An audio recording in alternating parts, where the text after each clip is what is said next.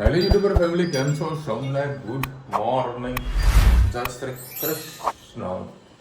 સરસવાનો શનિવાર થી ભાઈ લગાવું ક્રીમ અહીંયા દેખાય વ્હાઈટ વ્હાઈટ છે છાટું છે ને નાનું બચી એ પાણી વેડી દીધું ને હવે ક્લીન કરી દીધું. હવ કમ્પ્લીટ ટકોરા છે અમારો ભૈયા છે ને હવે રોજને ના માથાકૂટ થઈ ગયેલી છે બરાબર. માંડ બધું સેટિંગ કરીએ છે પણ આમાં પ્રોબ્લેમ શું છે જે ચોકડીમાં રૂચિદાર કપડા વાસણ બધું જુઓ ને હવે આજકાલના જે ડિટર્જન્ટ આવે છે ને એ માટી જેવા છે સમજો. જે વાઇડર જે ગઠ્ઠો નીકળે એટલે બધું એનું છે એ બધો ગઠ્ઠો છે ને હવે વાસણ ઘસી દે બરાબર એટલે પછી હવે જો પ્રેશરથી પાણી હોય ને આપણે વેડીએ ને બરાબર એટલે ગઠ્ઠો ત્યાં આગળ રાત્રે જમા થઈ જાય એટલે પાણી સુકાઈ જાય થોડું ઘણું એટલે ગઠ્ઠો તો એ કપડાનો વધારો હોય તો કોઈ તો શાંતિ થઈ ગઈ કપડાની ખાલી વાસણનું જ કપડા પેલામાં ડાયરેક્ટ લિક્વિડનું એટલે જે નાના નાના કણ બી ખરા ને ગટર બધા ભાઈ પથ્થરો બની જાય છે પથરીના જેમ એટલે આજે જો થોડી તકલીફ થઈ ગઈ પાછું એસિડ વેડી ત્યાંનું 2-3 દિવસથી મેં તમને આજે એટલે થોડી તકલીફ થઈ પાછું એસિડ વેડી ભમ પાણી નીકળી ગયું અને એકાદો છાંટો નાનો રૂચિતાનો લાગ્યો તો બચી ગઈ અને પાછું એસિડ એકદમ સ્ટ્રોંગ હતું મેં આલુ કીધું હાલને તો ખાલી જ કરતા એસિડ આપણો ધ્યાનમાં જોવા જ એકચ્યુઅલી એને બધું નાખી જ દેવાનું હતું આનું પ્રોબ્લેમ કોઈ સોલ્યુશન મળેલું લાગતું નહીં મને થઈ ગયું ચલો ટિફિન તો રેડી થઈ ગયું છે ગયું છે ટ્યુશન અને જાનું ગઈ છે સ્કૂલે આવે છે અને તમે કદાચ ખબર હશે ગેસના સિલિન્ડરની અંદર કેવાયસી કમ્પલસરી થઈ ગયું છે. એ કમ્પલસરી થવાનું રીઝન એવું છે કે તમે કેવાયસી કરો એટલે તમારું લાઈવ લોકેશન એ ટ્રેસ થાય. લાઈવ લોકેશન ટ્રેસ થાય એટલે જે વ્યક્તિનો જે ડીલર હોય ને તેને ખબર પડે કે ભાઈ આ સોસાયટીની અંદર ગેસની લાઈન ઓલરેડી છે તો ગેસનો સિલિન્ડર છે તમારું કેન્સલ કરી નાખે એટલે જેથી કરીને તમે ગેસની લાઈન લઈ લો.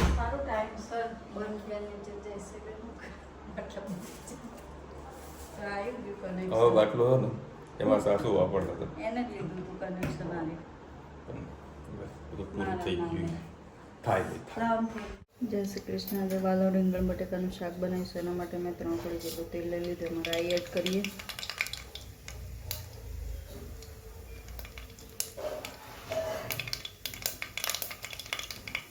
રાઈ થઈ જાય એટલે જીરું એડ કરીશું.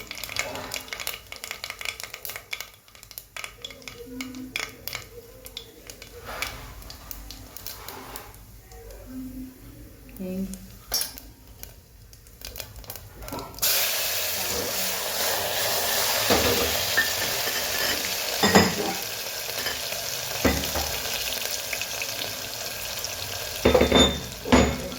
વાટેલી લસણ અને મરચું કરી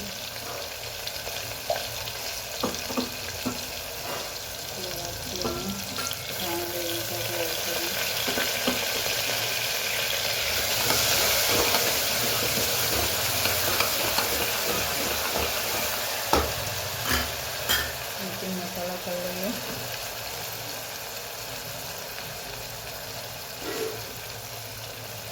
હળદર, ધાણા જીરું, તીખું મરચું, કાશ્મીરી મરચું છે, તીખું મરચું નાખી 1 ચમચી,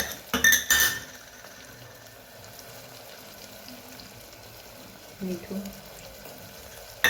સરસ મિક્સ કરી લઈએ.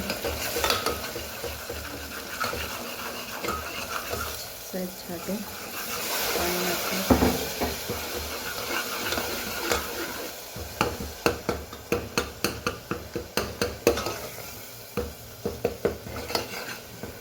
લીંબા મસાલાને થવા દઈએ.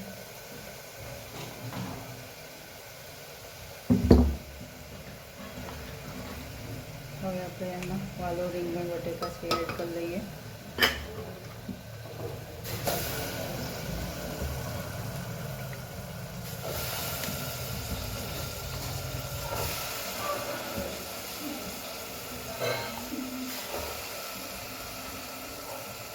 સરસ મિક્સ કરી લઈએ.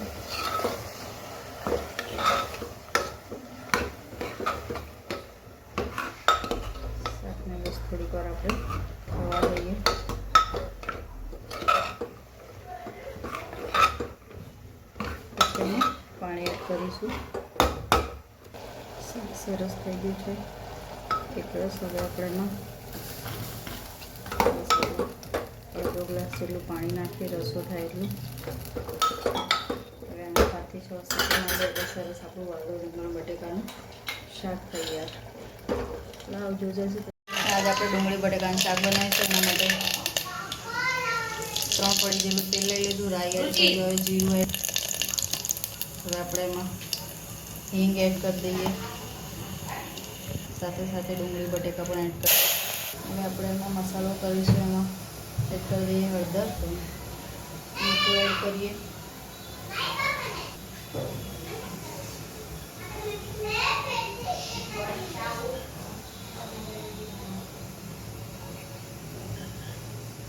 લાલ મરચું એડ કરીએ. આ તો પેલું જ છો કાશ્મીરી મરચું. પછી હવે શાકને મિક્સ કરી લઈએ. પછી થોડીક વાર થવા દઈએ મસાલાને. પછી એમાં આપણે ધાણા એડ કરીશું અને મસાલો સરસ પાકી જાય એટલે એમાં સહેજ અડધો ગ્લાસ જેટલું પાણી એડ કરીશું. ચલો હવે આપણે એમાં પાણી એડ કરી દઈએ. હવે એમાં ધાણા નાખીએ એટલે આપણું શાક તૈયાર. પડી ગઈ લાઈનસર બધા જમવા બેસી ગયા. ડુંગળી બટેકાનું શાક, ખીચડી ને ભાખરી. વિશાલ આવશે 8:30 વાગે ટાઈમ થઈ ગયો એટલે થોડું થોડું ખાઈ પછી વિશાલ લેવા જઈએ. પછી ગરમ ગરમ ભાખરી એની બનાવી દઈશું. આજે ફ્રેન્ડ આવી ગયેલા, અહીંયા રોકાવાનો પ્રોગ્રામ છે અમારે. જોઈએ હવે કેટલા વાગે શું. બચ્ચા પાર્ટી હોઈ જાય શાંતિથી વાતો કરીશું. અમે ગમે તે સોનલ ભેગી થાય એટલે બધા પૂજા ભાભી ભેગા થાય એટલે કોઈમાં વાતો તમારી ખૂટતી જ નથી. આજે છે ને મેં ધનુએ મેચિંગ કરીશું. કાલે મેં એને હેજે કે હા લે નહીં કોઈ મેચિંગ કરી હો. બસ એ ઉપાડે નહીં લે. હવે અત્યારે સાસુના ઘરે આવ્યો છું જમવા માટે. ગરમ ચાલો ગરમા ગરમ ભાખરી બનાવે. બટાકીનું શાક બનાવીશું. બટાકીનું રહા હે તું ये है ना भाई, ये गुजराती और हिंदी सब मिक्स बोलता है. हाँ सूरत नहीं लिया, ये भी यूपी से आया है. यूपी कहाँ से आया है? बाड़मेर. बागमेर. हाँ हिंदी भाषा है ना. हिंदी थोड़ी थोड़ी सीख ली है धनी भी. આની છોકરી છે. તો ભાઈ બસ બટાકાનું શાક, ડુંગળી બટાકાનું અને ભાખરી. આ થોડા મસ્ત પાપડ જોઈને મસાલા પાપડ ખાવાની ઈચ્છા થઈ ગઈ. ચલો હવે રુચિતા જાય છે પિયર. આહાહાહા ઘણા વર્ષે જાય છે પિયર ને ફ્રીજમાં પડ્યું છે દૂધ જ પડ્યું, બિયર નહીં પડ્યું. અત્યારે ત્યાં રોકાવાની છે બે મારા છોકરા. તો સોનલે ત્યાં રોકાવાની છે એટલે કે હું ત્યાં રોકાઈ ગયો. અમારે તો ગોમમાં પિયર ને ગોમમાં સાસુર્યું છે. હા હું હેડતા જાઉં ને વખાર હેડતા જાઉં ને એટલે એક બાજુ પિયર આવી જાય ને એક બાજુ હેડતા વખત સાસુરી આવી જાય.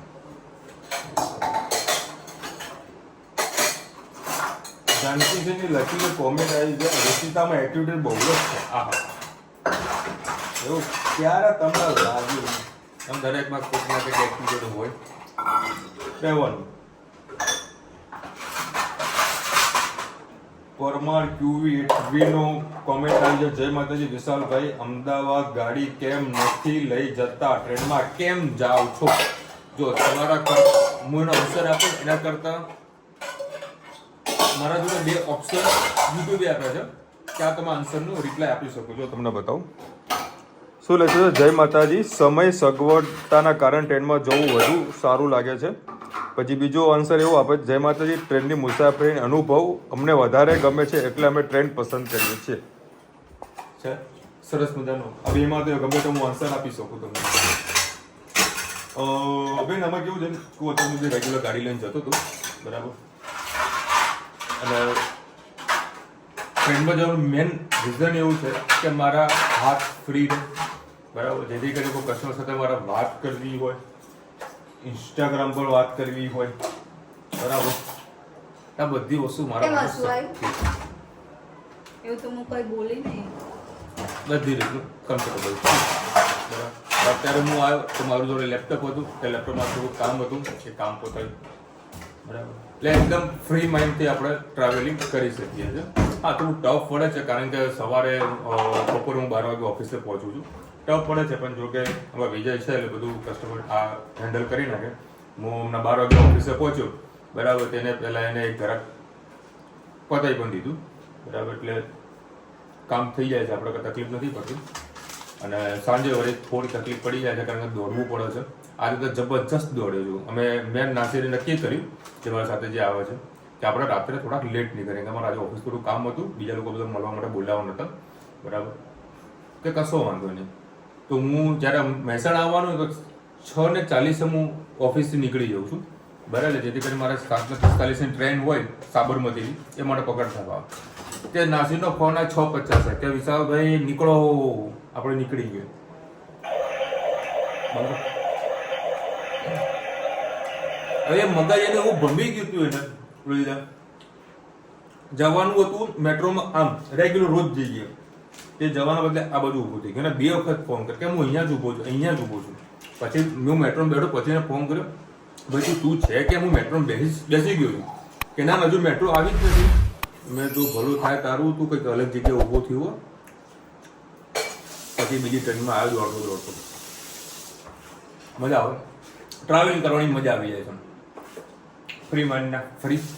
હવે જ્યારે સિઝન ચાલુ થશે, સિઝન જેવું જ છે, બરાબર, એટલે તે વખતે પછી ગાડી લઈને નીકળીશું. સવારે વહેલા 10:30 પ્લાન કર્યો છે, બરાબર, 9:30 ચાલે ને, 9:30 વાગે નીકળી જઈશું, એટલે 10:30 વાગે આસપાસ ઓફિસ. તું કઈ જાય ને મૂકી દે, ચાલે પૂરી. કિટ રુચિતાની ફેવરેટ છે. બોલો, ઘરેથી ઓઢવાનું બી લાવવા માટે ધનવીની ફરમાઈશ આવી કે મારા માટે ઓઢવાનું લેતી આવજો. શું લઈ જાવ ઓઢવાનું એનું? બધો સ્ટોક કરીને રાખ્યો છે, બ્લેન્કેટ નાખે બધું. આજે એસીનો ઉપયોગ થશે કે લ્યો, હાલ કેટલો 1.5 મહિનો થઈ ગયો ને? મહિનો થયો, બરાબર, એસી ચાલુ કર્યું નહીં. આજે બધા ભેગા થતા એસી ચાલુ થશે, એ મારા બધા વ્યવસ્થિત શાંતિથી સૂઈ જશે. અને હું વળી એકલો, હું અને મારી તન્હાઈ. ના વગર ના, તમારી કાબરોના ગેંગના જોડે મને ઊંઘ ના આવે. કાં કરશે, લગભગ 12-1 વાગ્યા સુધી આ વાતો કરશે બધા. મારા શાંતિથી લેપટોપમાં ટીકા કરી લાલા ભાઈ આના બધું છે ને, સામાન બધું આપી દઉં. બ્લેન્કેટ એક્સ્ટ્રા લઈને મૂકેલા છે, જેથી કરીને ઘરે કોઈ મહેમાન આવે તો પ્રોબ્લેમ ના થાય. ચલો મળીશું નવા વિડીયો સાથે, નવા ભોજમાં છે. ત્યાં સુધી તમને આપણો જય હિન્દ, ભારત માતા કી જય. અને વિડીયો તો ફટાફટ લાઈક કરો, શેર કરો, સબસ્ક્રાઈબ કરવાનું ભૂલતા નહીં. રાધે એના કાળા છે 11 કાળો રુચિતા મોડા છે. આજે મને વિશાલ રવિવાર હતા, તમારા સાસુના ઘરે મસ્ત જમવાનું હોય. તમારા મારા મમ્મીના હાથની દાળ ભાવે છે ને, કાલે તમારો દાળ ભાત કીધું વળી કાલે 11 છે મને. કાલે મમ્મીના ઘરે પણ જવાનું છે. મમ્મીનો ફોન આવ્યો, ભાઈ આવો કાલે મળવા માટે. તમારી આધાર કાર્ડની 2 ઝેરોક્ષ સ્કૂલમાં સબમિટ કરાવવી, એક ઉપર એક અપડેટ કરાવી.